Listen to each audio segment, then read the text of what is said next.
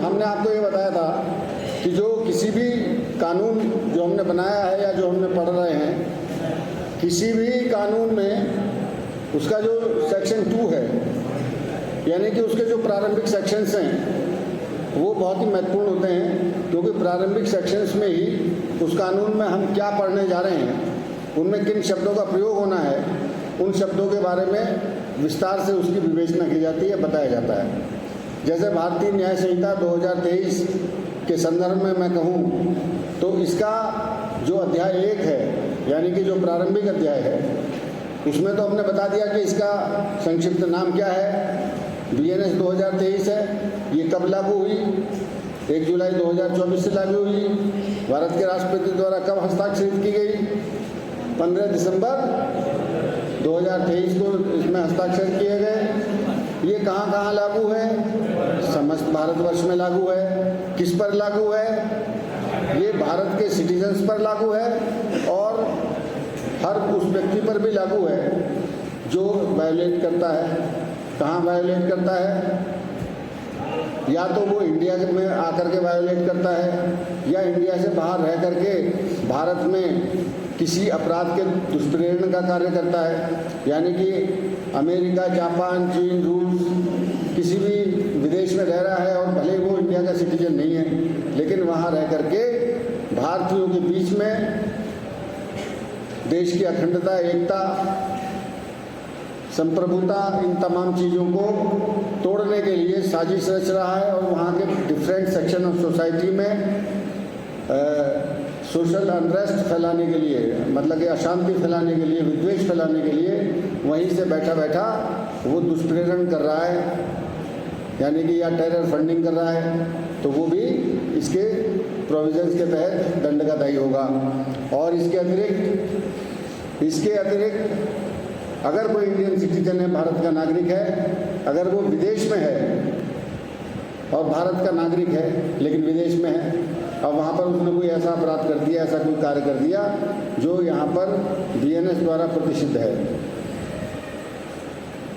तो उसके विरुद्ध भी जब वो इंडिया में आएगा या उसको वहाँ के उस देश जिसमें उसने अपराध किया है, तो उस देश से अगर हमारी कोई प्रत्यर्पण संधि है, एक्स्ट्राडिशन ट्रीटी है, तो वहाँ से उसको ला करके यहाँ पर उसके खिलाफ उचित धाराओं में अभियोग पंजीकृत किया जाएगा और उसको कोर्ट ऑफ जस्टिस यानी कि आपराधिक न्याय प्रणाली का एक पार्ट बनाया जाएगा। समझ गए?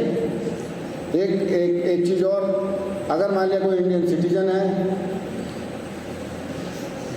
इंडियन सिटीजन ना भी हो, कोई भी हो, ये किसी सभी के लिए एप्लीकेबल है, चाहे वो सिटीजन हो या नॉन सिटीजन हो। अगर वो भारत में पंजीकृत किसी वायुयान में या किसी जलयान में यात्रा के दौरान भारतीय क्षेत्र से बाहर भी अगर कोई ऐसा कार्य कर देता है जो हमारे यहाँ प्रचलित कानून के प्रावधानों में दंडनीय है, प्रतिषिद्ध है, तो उसके विरुद्ध भी BNS एप्लीकेबल है। इट मीन्स कि यानी कि कोई आदमी समुद्र में है और वो समुद्र जो है हमारे देश की सीमा में नहीं है, लेकिन उसमें उस समुद्र में ऐसे जहाज में है, वो जहाज भारत में रजिस्टर्ड है और वहाँ उसने मर्डर कर दिया, वहाँ उसने रेप कर दिया, चाहे वो भले भारतीय ना हो, लेकिन भारत के जहाज में है, ठीक है, तो उसके विरुद्ध ये एप्लीकेबल होगा। ठीक है, ये देखिए इसकी आवाज़ को डिस्टर्ब कर रही है, तो ये आपको पता चल गया, ये बहुत ही प्रारंभिक धारा थी। अब इसके बाद धारा 2 है। धारा 2 में हमने आपको बताया था कि जो धारा 2 में परिभाषाएं हैं, धारा 2 में जो परिभाषाएं हैं वो 39 है। कुछ परिभाषाएं इसमें एडिशनल हैं, कुछ में मतलब थोड़ा सा कमोबेश चेंज किया गया है। जैसे मतलब आपको बताएं कि जेंडर की परिभाषा में अब उभयलिंगी को शामिल किया गया है, ट्रांसजेंडर को BNS के नए प्रोविज़न में, और जो आएगा हम बताते रहेंगे। तो हम ये बता दें कि आपको पहले क्या था, पहले हमारी IPC में जो 1860 की बनी हुई थी आईपीसी में भी परिभाषाएं थी, लेकिन वो परिभाषाएं मतलब एक बेतरतीब फैली हुई थी। धारा 2 से धारा 52A तक वो परिभाषाएं थी, कितने सेक्शंस परिभाषाओं में निकल जाते थे। तो इसलिए ये जो कहते हैं कि आईपीसी में आपने बताया भी है कि आईपीसी में कितने 23 अध्याय थे और 511 सेक्शन थे, जो अब बीएनएस में 20 अध्याय रह गए हैं और 358 सेक्शन हो गए हैं। ठीक है, तो ये 358 कैसे रह गए? इतने सारे कहाँ चले गए? हवा में उड़ गए?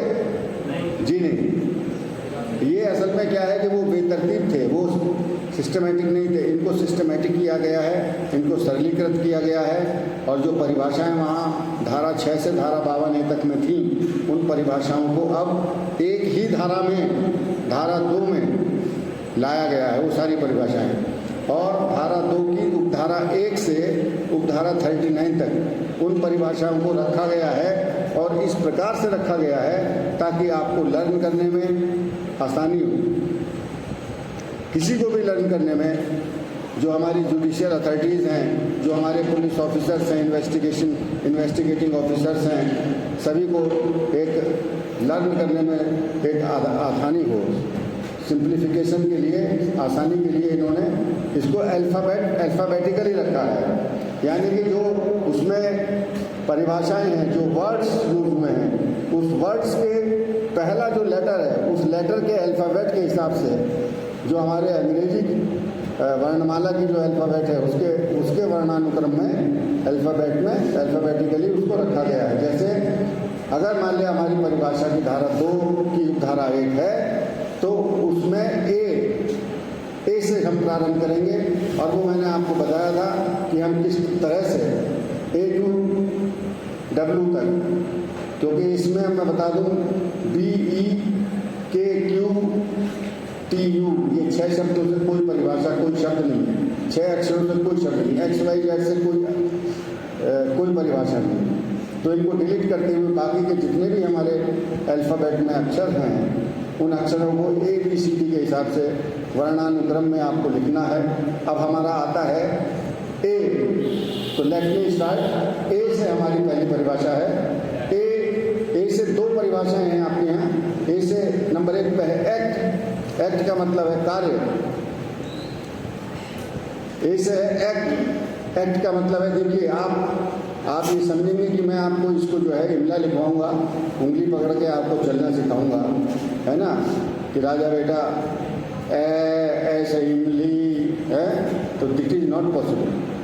आप अब ग्रोन अप हैं, आप ऑलरेडी ग्रेजुएटेड हैं, आपको ये देखना है कि जो मैं बोल रहा हूँ उसे आपको समझना है और आपको लिखना है। मैं शब्द पर शब्द 40 मिनट में लिखवाऊंगा तो मेरा बहुत कोर्स पिछड़ जाएगा, ठीक है नहीं? तो आप इसको जो इम्पोर्टेंट है वो लिखिए, है ना। हमने वो सारा सिस्टम आपको बता दिया। ये मैं बार बार इसलिए बताता हूँ कि कुछ टीचर्स लिखवाते हैं, अरे लिखवाने की कोई ज़रूरत नहीं। आप देखिए आपके पास PPT पड़ी हुई है, PPT अभी लग जाएगा यहाँ। PPT से आपको सब रेडीमेड PPT है, आपको मैं ग्रुप में भी शेयर करूँगा, ठीक है। तो ये लिखने का मतलब ये हो गया कि आप जितना मैंने आप बोला है इतना लिखने में इससे 4 गुना घंटे लगते हैं, 4 पीरियड में इतना। अभी तो मैं और बोलूँगा, ठीक है। तो ये आप अपने आप को मांझिएगा, अपने आप को थोड़ा सा अपग्रेड करिए, अपडेट करिए। तो मैंने बताया जैसे कि परिभाषा 2 की धारा 1 से 2 की धारा 39 तक है। अब 1 से 39 के बीच में इन शब्दों को हमें एडजस्ट करना है, ABCD EFG वगैरह वगैरह। जो नहीं आ रहे, जो मैंने पहले बता दिया कि ये शब्दों से कोई परिभाषा नहीं है। अब A शब्द से 2 परिभाषाएं हैं। A से एक्ट, दूसरा एनिमल। अब एक्ट क्या है? इसमें जो भी शब्द है इसका प्रयोग होगा आगे। तो कार्य का मतलब है कार्य या कार्यों की श्रृंखला। 2 शब्द या 2 चीज याद रखिए, कार्य या कार्यों की श्रृंखला। यानी कि हम क्रिमिनल जस्टिस सिस्टम में किसी कार्य को लेकर ही तो हम लोग परेशान हैं। हम ऐसे कार्य को लेकर परेशान हैं जो विधि द्वारा प्रतिष्ठित है, जिसके किए जाने पर दंड का प्रावधान है। इसी कार्य के लिए तो हम यहाँ बैठे हैं, और वो कार्य को क्या कहते हैं? अपराध कहते हैं। तो इसमें एक्ट का मतलब है कार्य, कोई भी ऐसा कार्य जो विधि द्वारा प्रतिष्ठित हो, ठीक है। और कार्य में क्या है, अगर मान लिया आपने एक कार्य किया, कार्य से मतलब अगर किलर ने कोई मर्डर किया तो मर्डर करना, किसी की मृत्यु होना, किसी की मृत्यु पारित कर देना, that is a type of work, एक कार्य हो गया। लेकिन क्या वह कार्य है, उस कार्य से पहले कई कार्य किए उसने। क्या? एक कार्यों की एक सीरीज ऑफ वर्क्स, कार्यों की एक श्रृंखला थी। सबसे पहले उसके मन में विचार आया, विचार आने के बाद उसने जो है कहीं से एक तमंचा लिया, हायर किया, तमंचा लिया तो तमंचा तो मिल गया, अब कारतूस लिया उसने, दूसरा कार्य ये कर दिया, ठीक है। अब उसने जो है रेकी की, उसको देखा कब निकलता है, कब बढ़ता है, कब सोता है, रेकी की, तीसरा अपराध कर दिया। चौथा, आप जब उसके घर गए तो आप दीवार फांद के या दरवाज़ा तोड़ के अंदर गए, तो ये आपने क्या कर दिया, क्रिमिनल ट्रेसपास, हाउस ट्रेसपास कर दिया, ये भी अपराध है, ये एक और कार्य हो गया। फिर आपने क्या किया, सोते हुए के मुंह पे तकिया रख दिया ताकि वो, या उसे स्प्रे कर दिया ताकि बेहोश हो जाए, आपका प्रतिवाद न कर सके, एक और कार्य कर दिया। फिर आपने मारी गोली, तो मरा तो आपकी गोली से है, लेकिन उससे पहले तो आपने ये सब काम कर दिया। तो कार्य का मतलब क्या है, कार्यों की श्रृंखला भी उसमें शामिल है।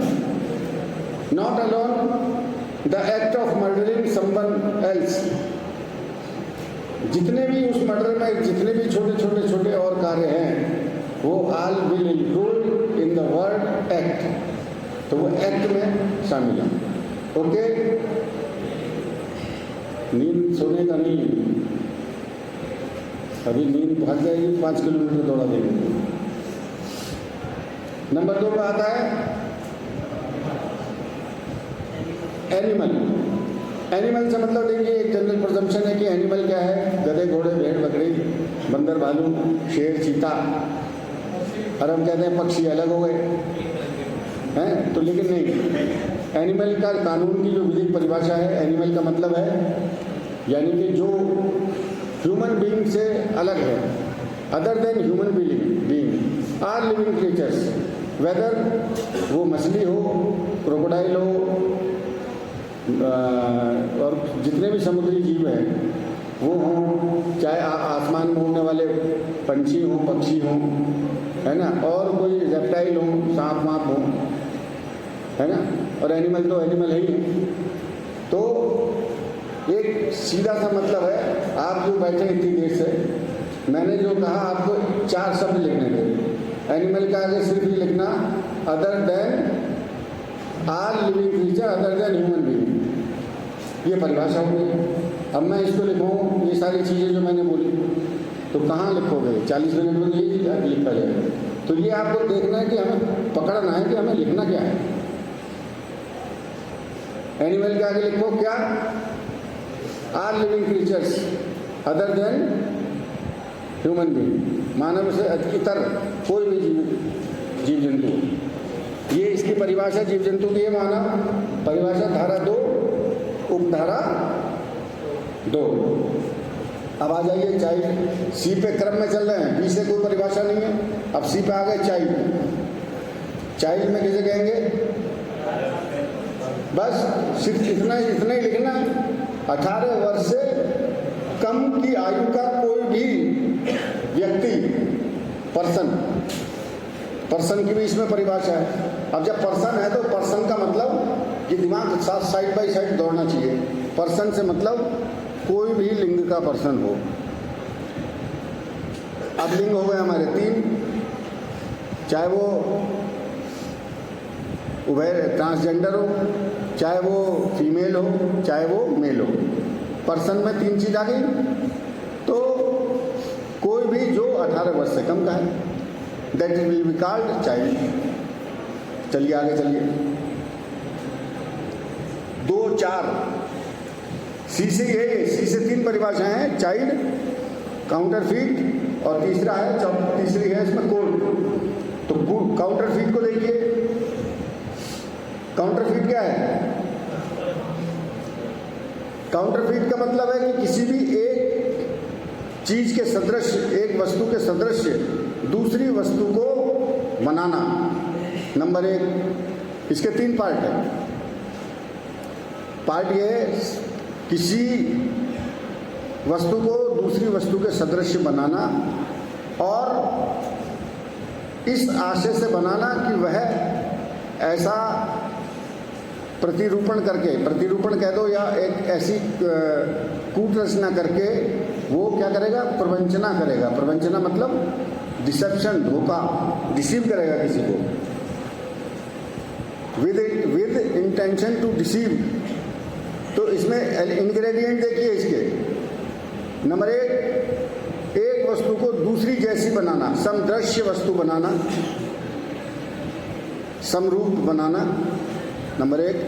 नंबर 2,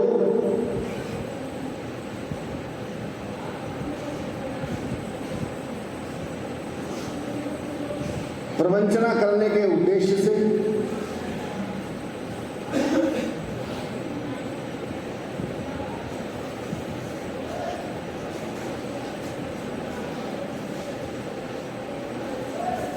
रॉन्गफुल गेन प्राप्त करने के लिए, सदोष लाभ प्राप्त करने के लिए। ठीक? तो यानी कि किसे कहेंगे?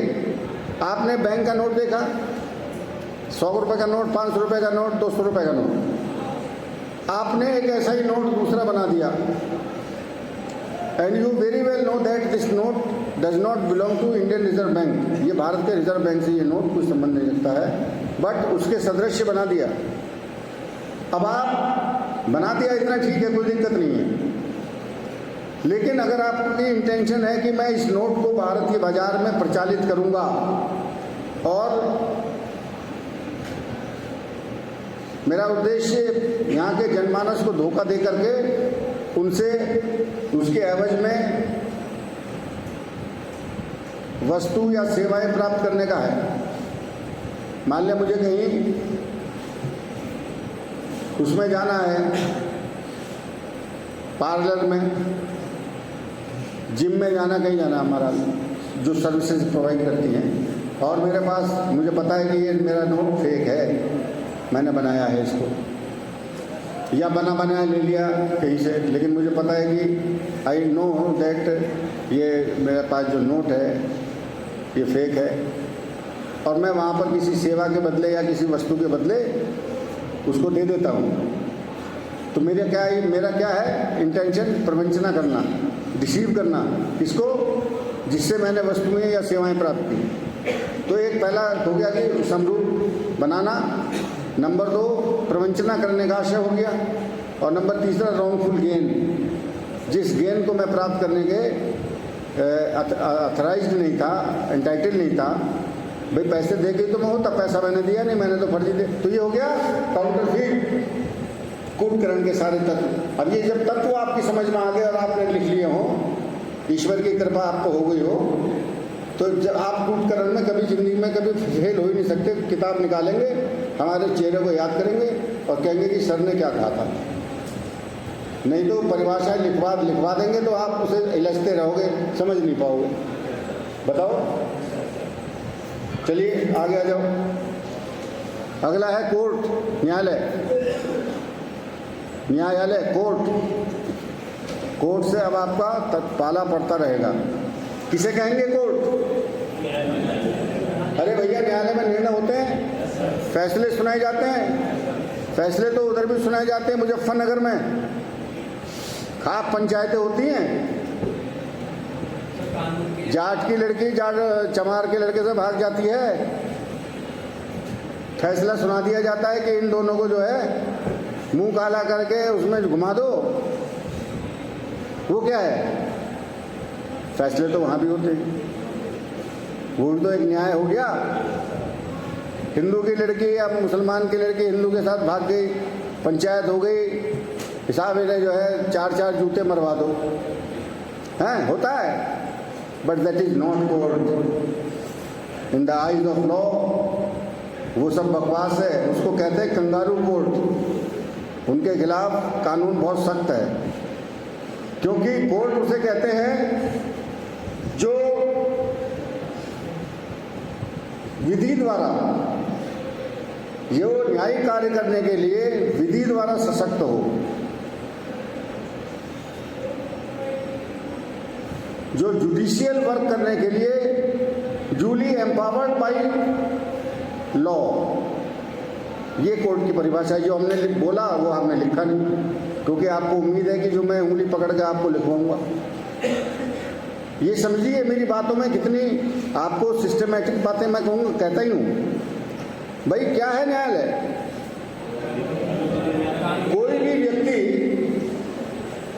भी व्यक्ति या कोई भी निकाय जो न्यायिक कार्य करने के लिए वैध रूप से अधिकृत है, विधि द्वारा सशक्त किया गया है।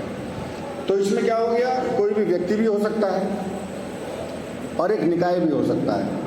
निकाय से मतलब उसमें एक व्यक्ति ना होकर के कई लोग हों। जैसे आपके ट्रिब्यूनल्स होते हैं, स्टेट एडमिनिस्ट्रेटिव ट्रिब्यूनल हो गया, सेंट्रल एडमिनिस्ट्रेटिव ट्रिब्यूनल हो गया, वो सब जो है जुडिशियल वर्क करने के लिए कानून द्वारा अधिकृत है। तो वो न्याय हो गया, न्यायालय हो गया। ठीक है, चलिए अब आ जाता है डी। डी से कितनी चीजें हैं? एक तो होगी डेथ, डिसऑनेस्टली और डॉक्यूमेंट। कितनी बढ़िया बढ़िया चीजें हैं, मजा आएगा। डेथ किसे कहेंगे? डेथ मृत्यु, ये तो हिंदी में हमें भी पता है मृत्यु। कानून क्या कहेगा, किसे मानेगा मृत्यु? अरे दुनिया मरती रहे उससे कोई मतलब नहीं। डेथ का मतलब है death of a human being, मानव की मृत्यु। मानव की मृत्यु तो जानवर भी मर रहे हैं, कीड़े मकोड़े भी मर रहे हैं, उससे नहीं मतलब है। मृत्यु का मतलब है death means death of a human being. चलिए अगला, ये डिसऑनेस्टली। ये भी आपको शब्द बहुत आएगा, बेईमानी पूर्वक। हम कैसे डिसाइड करेंगे कि मैंने ये काम ईमानदारी से किया या बेईमानी पूर्वक किया? तो ये बड़ा विधि का प्रश्न है कि कैसे कहेंगे यार मैंने ये आप हम कैसे कहेंगे कि डिसऑनेस्टली आपने किया, आपकी डिसऑनेस्टी थी। भाई ये शब्द है ईमानदारी, सच्चाई, सत्य की खोज में तो हमारे कितने महापुरुष चले गए।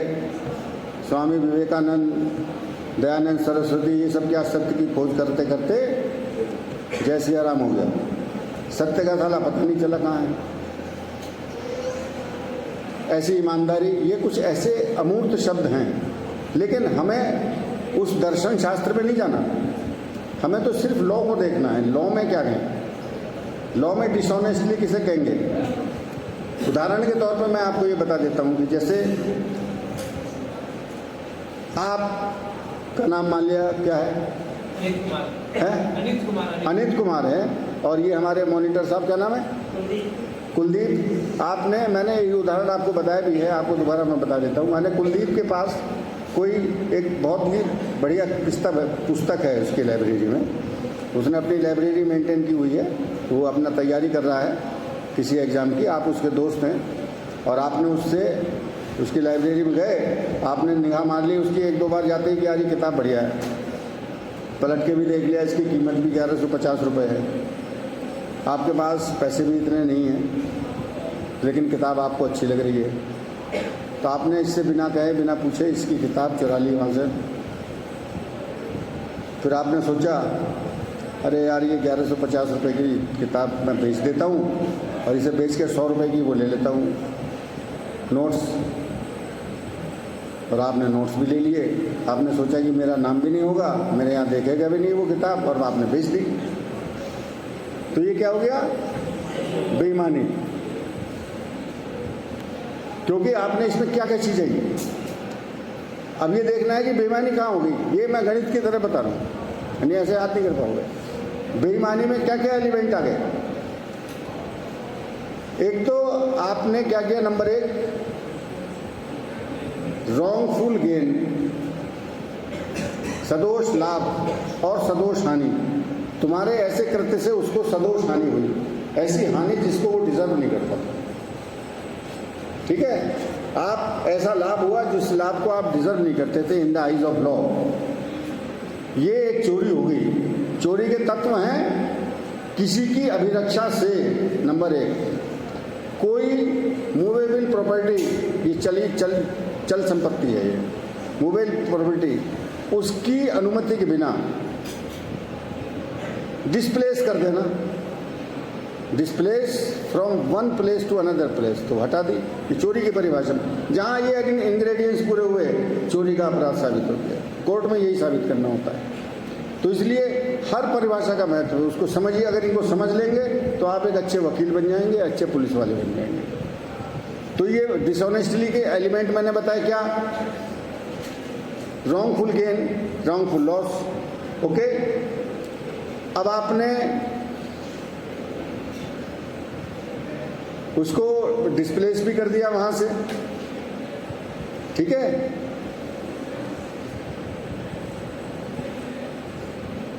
तो इसमें क्या क्या चीज़ आ जाती है, एक तो आपकी थेफ्ट होगी, आपने क्रिमिनल ब्रीच ऑफ ट्रस्ट हुआ, आपराधिक न्यास भंग हो गया, ठीक है ना।